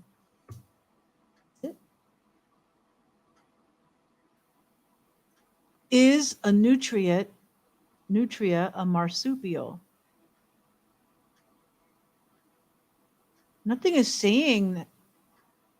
It just says a large semi-aquatic rodent. Hmm. It's herbivorous, Yeah. semi-aquatic. Hmm. And they tear up vegetation, or at least I know my neighbor has a huge pond on their property, and the plant life in the pond, Uh-huh. she had gotten them really bad for a while, and they just Mhm. devastated all the plant life inside the pond. Really? Yeah. And It does say here that they wreak havoc on their non-native ecosystems. yeah. It's my understanding, like back in the late 70s, early 80s, a lot of places in Texas imported them in to cut Mhm. down on a lot of lakes and ponds and stuff like that getting overgrown. But they Ah, multiplied so much faster than they thought they were that now they're a nuisance. right. Kind of like kudzu in Georgia. Yeah. Chalet says they're always getting relocated out of people's lakes and ponds. I think she's talking about the gators there in Florida. Yeah. Yeah. But yeah, no, the same thing here with gators. I just that between that and when the what was it? When the emu meat industry collapsed, a lot of the people here were raising them and they just turned them out into the national forest. No. Oh, Yeah. that's cruel. Yeah, our national forest for a while, it's not so much now, but from about 96, 97 through about 2007, 2008, they were multiplying so fast because people that were out there hunting wouldn't shoot them because they thought they were protected. And Texas Parks and Wildlife had to come out, had a big campaign for several years ago going, look, kill these things. If you can't, you don't want to use the meat or whatever, bring them to us. We'll give them to a charity. Right. Huh. And they've thinned out the numbers pretty well. But it is good meat, though. It is. It's a very enjoyable meat. That and wrens. Wrens have decent meat. It's a little stringy, but kind of on. Wrens? Yeah. WREN? No. No. RENE. They're a This one. relative of the. I believe it's spelled REN. They're a relative of the emus and ostriches and all that. I think they're wrens. I may be confusing them with something else. Let me check that real quick. I had a friend that had an ostrich farm in California. Mm-hmm. Big eggs. Yeah. Ostriches are a ferocious animal. Yeah.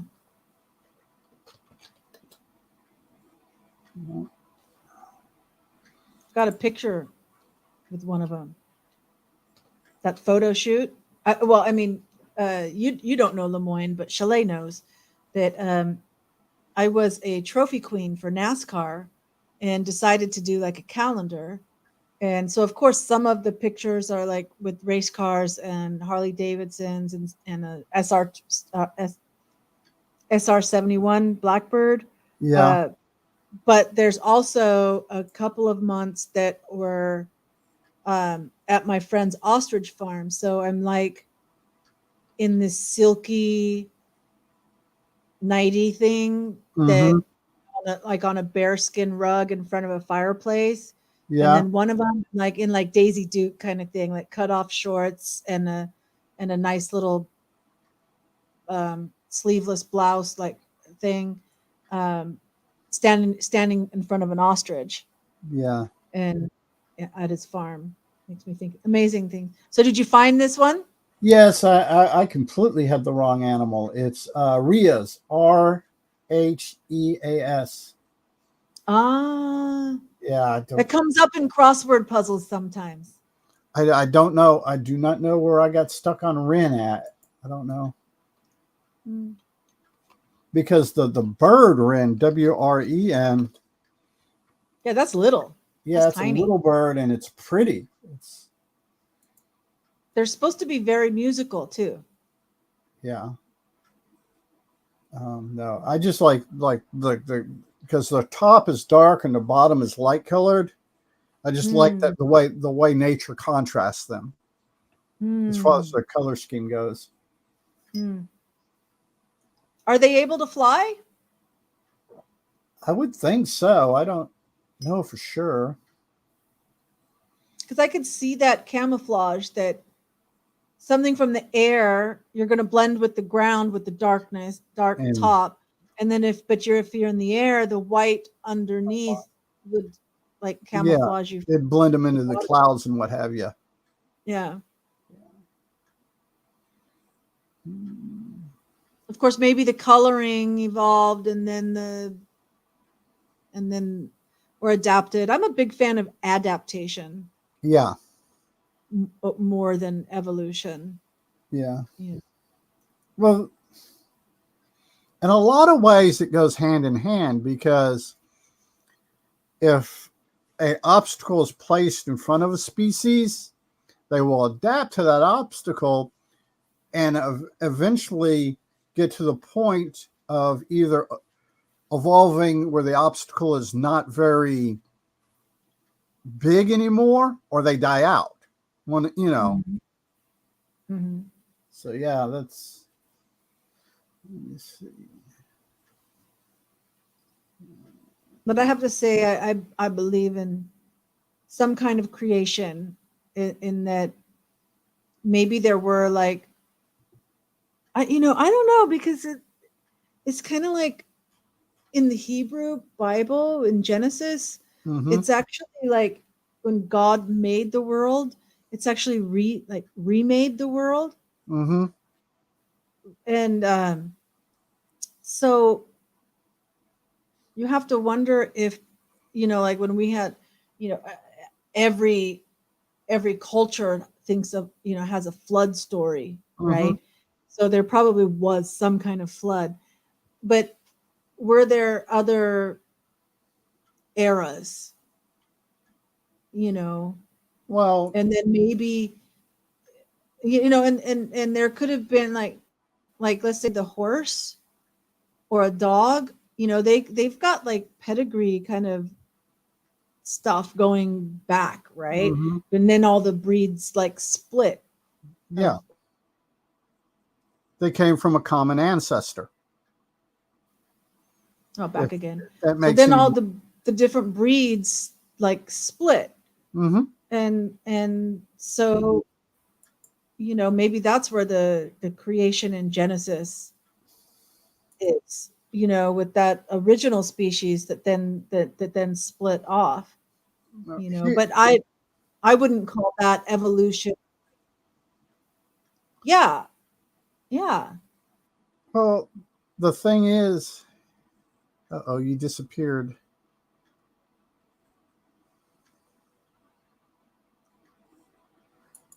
Ole ole oxen free. Think her connection went down. I'm not sure. Well,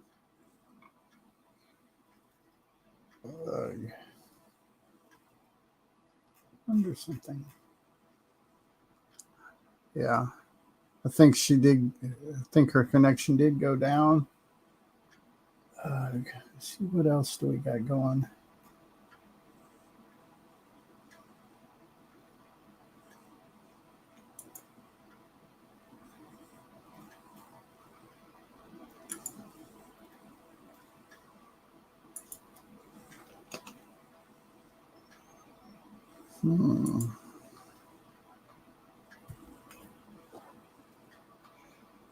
But all right, let's do this. I have not moved at all, and it's like this camera zoomed in. What the heck? There must be some kind of control on this.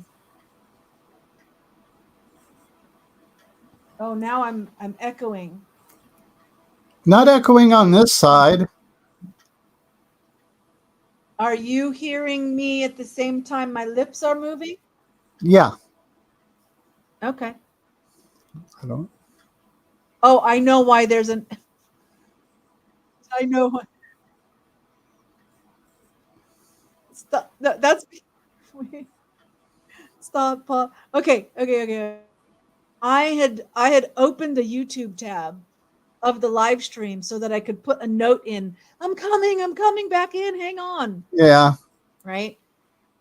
So we were hearing the tab, like the stream as it was on the tab. That's why it sounded like an echo. Ah. And then when I shut up, I could only hear the tab. You were answering to what was being said on the tab. Yeah. Anyway, it does happen sometimes. Oh, okay. I'm going to assume that you're still around, even though you've dropped out of the stream. And it's 2 hours, so we'll end it here. But oh, here you come back in again. Okay. No, there you I was closing some extraneous windows and clicked on the wrong tab. That's no problem. Well, I'm glad you found I guess you had to scroll back in the comments and find the link again. Yeah. Yeah. But anyway, it's really good that I don't know how it works, but I'm logged into StreamYard. I'm going through StreamYard and they're sending this to YouTube, Yeah. apparently, right? But there's times where it's like I'll lose some connection and have to I'm out of the studio. I'm entering in the studio, I guess, because I haven't clicked end stream, Yeah. right? So the stream is still going even though I'm not in it.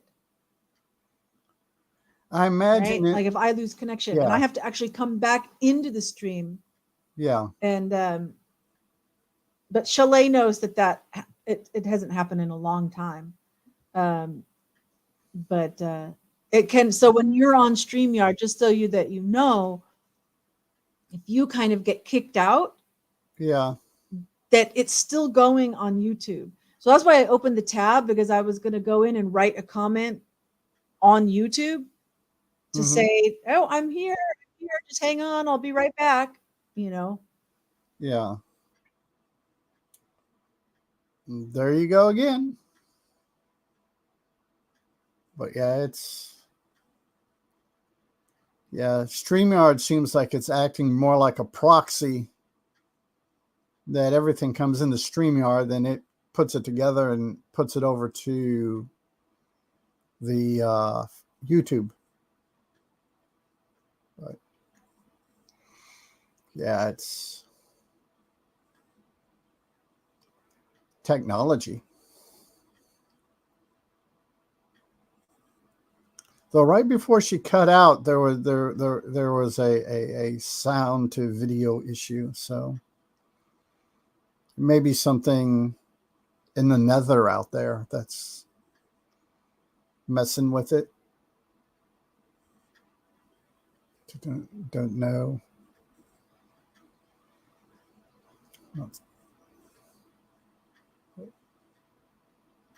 I was wondering. If you could share and without, I don't know. Let's see what settings say.